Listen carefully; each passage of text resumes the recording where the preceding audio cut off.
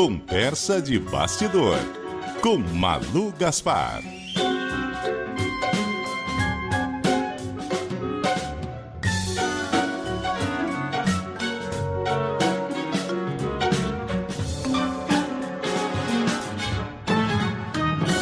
Muito bom dia para você, Malu Gaspar.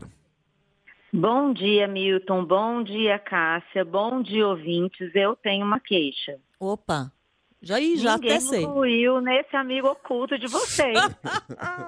Eu preciso, não. Como assim? Olha, eu acho que Incluíram. a gente vai fazer uma gestão aqui para ter uma repescagem do amigo oculto. Nossa, repescagem dá uma Dá uma confusão esse confusão, negócio. mas calma, Melhor vamos- abrir outro. Vamos tentar resolver. Vamos abrir outro aí. Bota o Marcelo, bota a Malu. Isso, hein? isso. Gente, que isso. Nós também fazemos parte. Claro. Queremos. A gente Pô, vai falar eu- com a CEO do grupo do Amigo Secreto, que é Marcela E Lorenzetti. eu tô gostando dessa ideia aí. Também. Vamos botar essa elite aí do Essa jornalismo, elite, né? Tá na hora. Vamos botar essa turma aí. Não, já fui em tanta confraternização esse ano, ainda tenho tantas para ir, não vou estar nem no amigo oculto de vocês, não, senhor. Vamos, Nada a disso. gente vai resolver.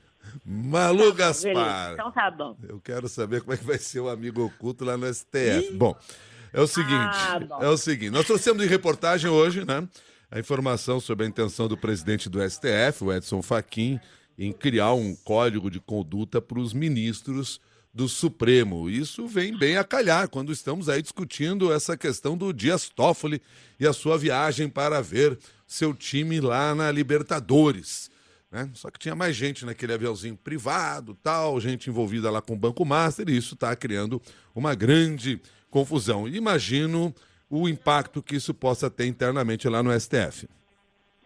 Pois é, porque, Milton, Cássia, não só essa questão dos aviões é uma questão que preocupa, né? O ministro Toffoli não é o único ministro a andar em jato, muitos.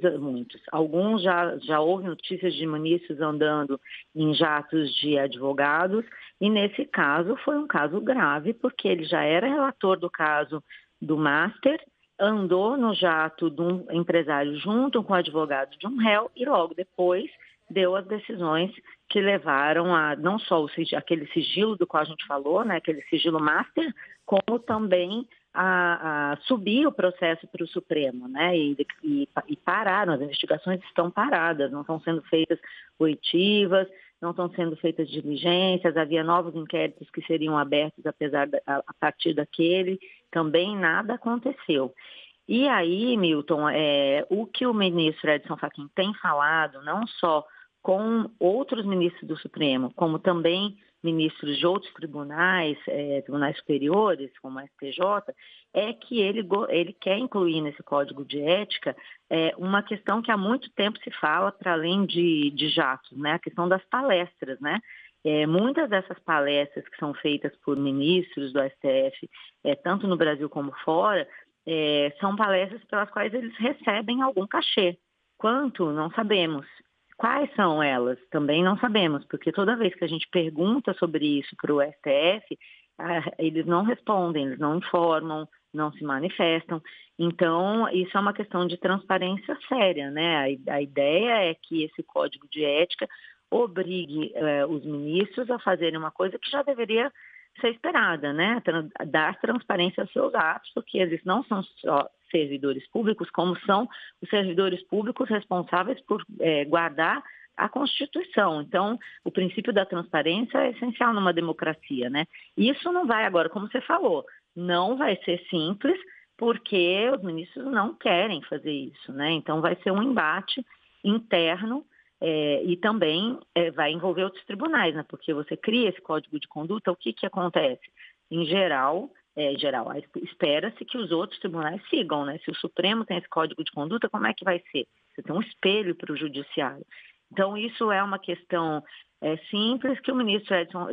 Nada simples que o ministro Edson Fachin está tendo coragem de enfrentar internamente.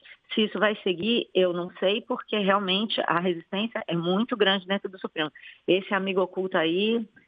Para esse eu acho que eu não queria ser chamada não, Milton. Ali está um climão. E isso tudo acontece, né, Malu, essa discussão em torno da transparência, no momento em que vem à tona, por exemplo, um contrato, que é um contrato de amplo escopo e um contrato com valor vultoso entre o Banco Master e a esposa do ministro Alexandre de Moraes. Pois é, Cássia, de novo o Banco Master, né? Esse arquivo do Banco Master, pelo jeito, é muito profícuo, tem muita coisa aí para ser vista e talvez seja por isso que estão querendo manter sigilo sobre ele, né? Eu publiquei nessa manhã no blog a informação sobre o valor do contrato. O nosso colega Lauro Jardim tinha publicado já que o contrato foi apreendido entre as informações as informações da busca e apreensão feitas durante a operação que prendeu o Worcário e os outros executivos do Master lá atrás.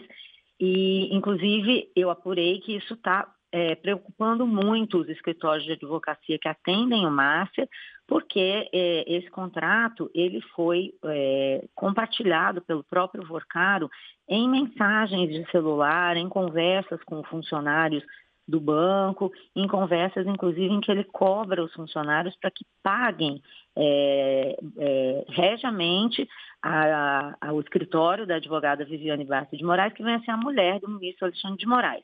O que esse contrato diz? Ele é um contrato de 36 meses para prestação de serviços de advocacia, não tem uma causa específica, é para atender o Master.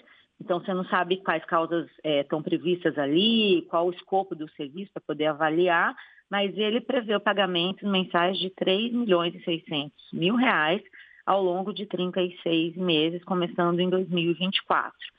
Eu obtive ainda a cópia de uma queixa-crime que a mulher do ministro, o escritório da mulher da ministro protocolou no Tribunal de Justiça em São Paulo, que é de abril de 2024. E nessa queixa-crime, não só ela, como o filho e a filha, que também são advogados, defendem o Master acusam um investidor de calúnia e difamação contra o Master. Então, pelo menos desde abril de 2024, esse contrato está vigente. Então, se fosse um contrato cumprido na integralidade, porque, obviamente, ele parou de ser cumprido na hora que o banco entrou em liquidação, ele poderia render à mulher do ministro Alexandre de Moraes R$ 129 milhões. É um valor bastante grande e dentro do princípio da transparência, né? Se por palestra você deve dar transparência, tudo bem, não é o ministro, é a mulher do ministro. E o Supremo, no ano passado, em 2023, liberou os ministros, por exemplo, de se declarar impedidos para atuarem em processos em que os escritórios dos seus parentes atuem. Então, aparentemente, o Supremo tem uma visão bastante liberal dessa coisa dos processos. Mas, novamente, assim como no caso do jato, em que o ministro Toffoli disse: não tem nada demais, eu voei no avião e não falei sobre Master, só falei de Palmeiras, nesse caso também é de se perguntar que causas são essas, o que está acontecendo, porque é um valor bastante alto. E aí já viu, né, Cássia? Só a discussão das palestras já é complexa. Imagina a discussão sobre os honorários dos parentes dos ministros do Supremo.